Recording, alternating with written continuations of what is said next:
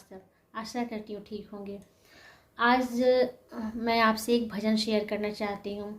सूरदास जी का भजन है, बहुत ही मधुर भजन है, बहुत ही विरहपूर्ण भजन है और भगवान से एक प्रार्थना है। जैसे हम जानते हैं कि सूरदास जी श्याम को बहुत मानते थे, कान्हा जी को बहुत मानते थे और उनके लिए बहुत सा भजन उन्होंने लिखा है। तो उनमें से एक भजन जो हमको अच्छा लगता है, हमको भी अच्छा लगता है और हम निश्चित रूप से आपको भी अच्छा लगेगा, तो हम आपसे शेयर करते हैं। तो देखिए कैसे इस भजन का प्रारूप है।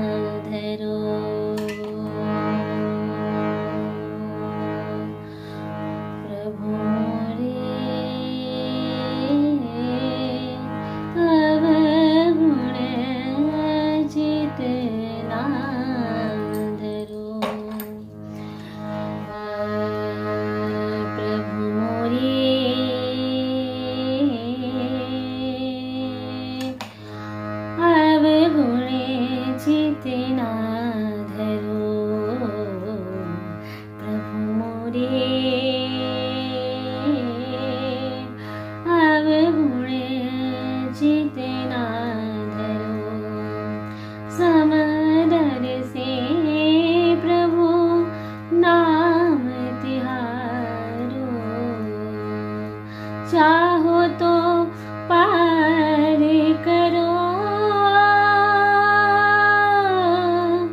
चाहो तो पार करो, प्रभु रे अब गुण जितना धरो। कितना अच्छा भाव है। सूरदास जी बोल रहे हैं कि हे प्रभु, मेरे अवगुण जो है वो अपने मन में नहीं रखिए।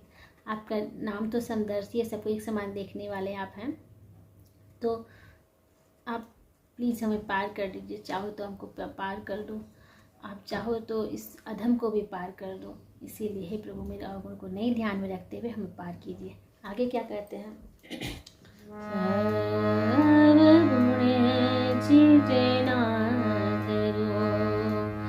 एक लोहा पूजा में रखते, एक लोहा पूजा में रखते, एक खग बलि के हरो, सो दुविधा पा रस नहीं जानते, सो दुविधा पा रस नहीं जानते, कंचन करते खरो, प्रभु मोरे अवगुण जितना धरो।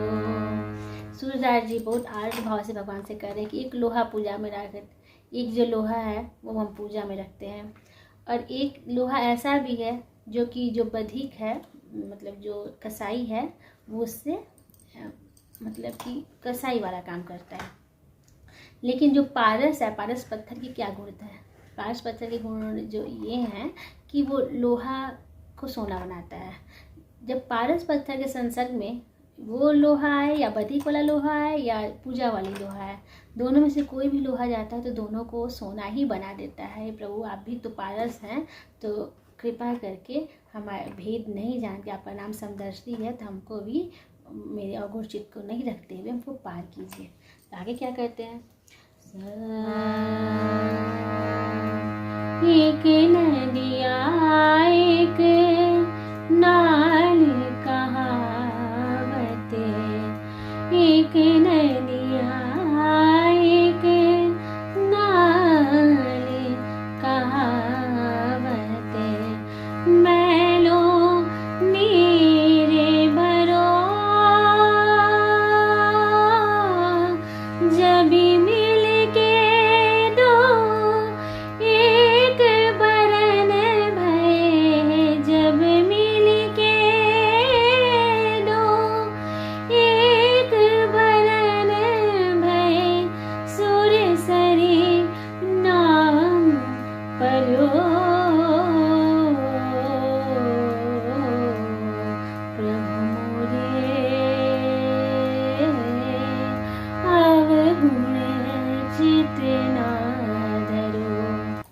आकर में सूरदास जी आगे कहते हैं कि हे प्रभु, एक नदी है और एक नाल है। नाल मतलब नाला है।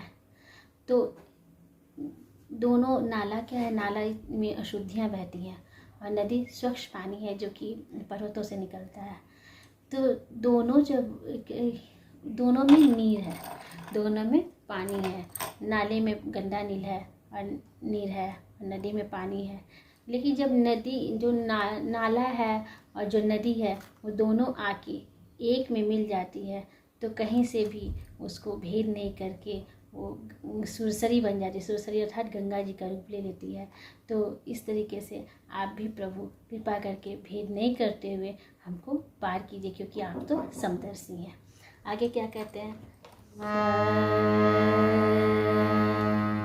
एक माया एक ब्रह्म कहावत। आगे संसार की और ब्रह्म की स्थिति को बताते हुए करते हैं। चूँकि सूरदास जी भले सूर थे लेकिन ब्रह्म ज्ञानी थे, तो उसको स्थिति को दर्शाते हुए कहते हैं कि जगत माया है, आप ब्रह्म है। तो एक माया एक ब्रह्म कहावत, एक माया एक ब्रह्म कहावत। सूर्य श्याम झगड़ो अब की मेरे नाथ मोहे तारो, अब की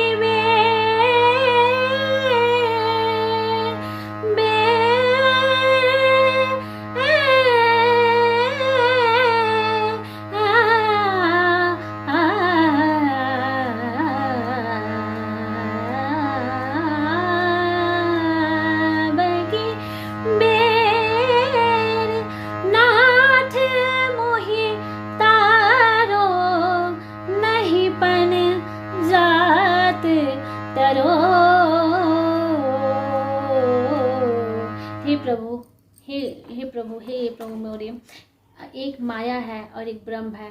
और सूरदास जी कहते हैं कि हे श्याम, उनमें जो मेरे मन में एक दुविधा उत्पन्न होती है, लेकिन हे प्रभु अब मुझे तार लीजिए, माया से परे करके हमको अपने ब्रह्म में लीन कर लीजिए। हम अब इस माया में नहीं पड़ना चाहते हैं, क्योंकि माया से मेरा मन उचट गया है, मेरा मन माया से भर गया है।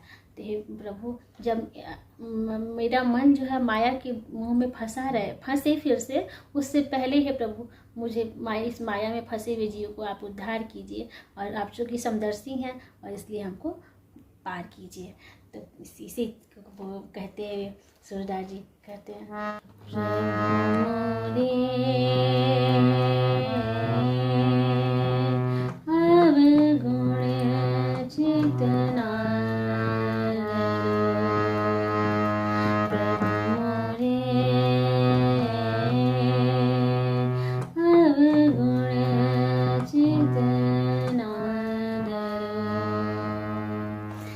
से सूरदास का बहुत आनंददायक भजन है, बहुत मन को छू देने वाला भजन है।